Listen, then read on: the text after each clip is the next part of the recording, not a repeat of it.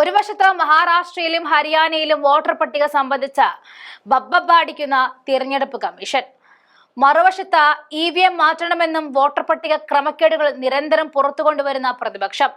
ഇതെല്ലാം ഇങ്ങനെ ഉത്തരം കിട്ടാത്ത ചോദ്യങ്ങളായിട്ട് നിൽക്കുന്ന സമയത്താണ് ഇനി ഭാവിയിലേക്ക് EVM-നെ കണ്ടം വഴി ഓടിക്കാനുള്ള മാർഗവുമായിട്ട് തിരഞ്ഞെടുപ്പ് കമ്മീഷൻ തന്നെ വരുന്നത്. വരുന്ന നിയമസഭാ തെരഞ്ഞെടുപ്പ് ബീഹാറിലാണ് നടക്കുന്നത്. ആ തിരഞ്ഞെടുപ്പുകളിൽ പുതിയ പരിഷ്കാരവുമായിട്ടാണ് തിരഞ്ഞെടുപ്പ് കമ്മീഷന്റെ വരവ്. നിയമസഭാ തെരഞ്ഞെടുപ്പിന് മുന്നോടിയായി മൊബൈൽ ഫോണിലൂടെ വോട്ട് ചെയ്യാൻ അനുവദിക്കുന്ന രാജ്യത്തെ ആദ്യത്തെ സംസ്ഥാനമായി ബീഹാർ മാറുമെന്നാണ് സംസ്ഥാന തിരഞ്ഞെടുപ്പ് കമ്മീഷൻ ദീപക് പ്രസാദ് അറിയിക്കുമ്പോൾ നമുക്ക് നെഞ്ചിടിപ്പേറുകയാണ്. കാരണം കള്ളവോട്ടുകൾ കയറിയിറങ്ങാനുള്ള സാധ്യതകൾ ഏറെയാണ്. നേരിട്ട് ബൂത്തിൽ പോയി വോട്ട് ചെയ്തിട്ട് പല തിരിമറികളും നടക്കുന്നു. അപ്പോഴാണ് ഈ ഡിജിറ്റൽ തട്ടിപ്പുകളുടെ കാലത്ത് മൊബൈൽ ഫോൺ വഴിയുള്ള വോട്ട് ചെയ്യൽ അത് എത്രത്തോളം അപകടമാണെന്ന് ഒന്ന് ഇരുത്തി ചിന്തിക്കേണ്ട വിഷയം തന്നെയാണ്. പട്ന, റോഹ്താസ്, കിഴക്കൻ ചമ്പാരൻ എന്നീ 3 ജില്ലകളിലെ 6 മുനിസിപ്പൽ കൗൺസിലിലേക്കുള്ള വോട്ടെടുപ്പ് നടക്കാനിരിക്കവെയാണ് ഇക്കാര്യം അറിയിച്ചത്.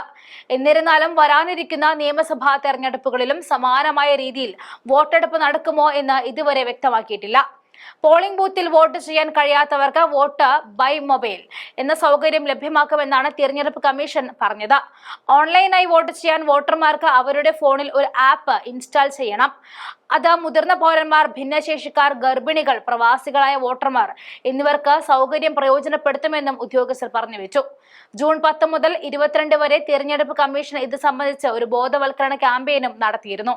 ഈ മൊബൈൽ വഴിയുള്ള വോട്ടിന്റെ പരിഷ്കരണ വിവരം പറയുമ്പോൾ തപാൽ വഴിയുള്ള വോട്ട് മറിച്ച കഥ കേരളത്തിൽ ഉണ്ടായതും നമ്മൾ ഓർക്കണം. CPIM നേതാവ് G. സുധാകരൻ അത് വെളിപ്പെടുത്തിയോടുകൂടിയാണ് കേരളം ആ ഞെട്ടിക്കുന്ന വാർത്ത അറിഞ്ഞത്.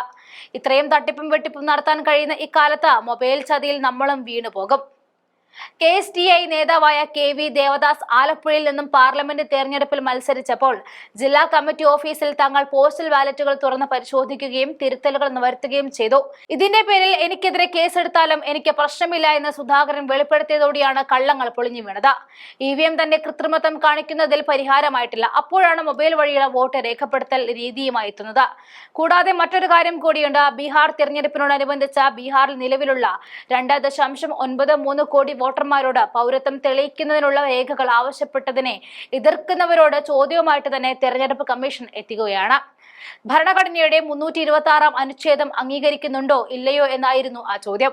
വോട്ടർ പട്ടികയിൽ പേര് നിലനിർത്താൻ പൗരത്വ രേഖകൾ സമർപ്പിക്കേണ്ടതില്ലാത്ത 4.96 കോടി വോട്ടർമാരുടെ പേര് വിവരങ്ങൾ അടങ്ങുന്ന 2003 വോട്ടർ പട്ടിക കമ്മീഷൻ തിങ്കളാഴ്ച പ്രസിദ്ധീകരിച്ചിരുന്നു.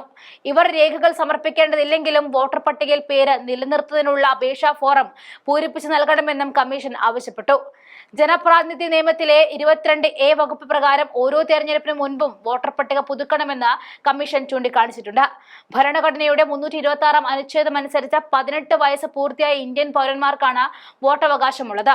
അതുകൊണ്ട് തന്നെ രാഷ്ട്രീയ പാർട്ടികളും മറ്റെല്ലാവരും പ്രസ്തുത അനുച്ഛേദം അക്ഷരം പ്രതി പിന്തുടരണമെന്നും കമ്മീഷൻ ആവശ്യപ്പെടുകയാണ്. വോട്ടർ പട്ടികയുടെ തീവ്ര പരിശോധന എതിർക്കുന്നവർ ഭരണഘടനയുടെ ഈ അനുച്ഛേദത്തെയാണ് എതിർക്കുന്നത് എന്നും കമ്മീഷൻ കുറ്റപ്പെടുത്തി. എന്തായാലും തെരഞ്ഞെടുപ്പ് കമ്മീഷൻ ഈ എതിർക്കുന്നവരെ എന്ന് ഉദ്ദേശിക്കുന്നത് നിരന്തരം വോട്ടർ പട്ടിക ക്രമക്കേട് പുറത്തു കൊണ്ടുവരാൻ ശ്രമിക്കുന്ന രാഹുൽ ഗാന്ധിയെ തന്നെയായിരിക്കും. മൊബൈൽ വഴിയുള്ള തെരഞ്ഞെടുപ്പും പ്രതിപക്ഷത്തോടുള്ള ചോദ്യത്തിനും ഉത്തരവുമായിട്ട് ഉടൻ തന്നെ രാഹുൽ നിങ്ങൾക്ക് മുന്നിൽ പറഞ്ഞെത്തിയിരിക്കും എന്ന കാര്യത്തിൽ തീർച്ചയാണ്.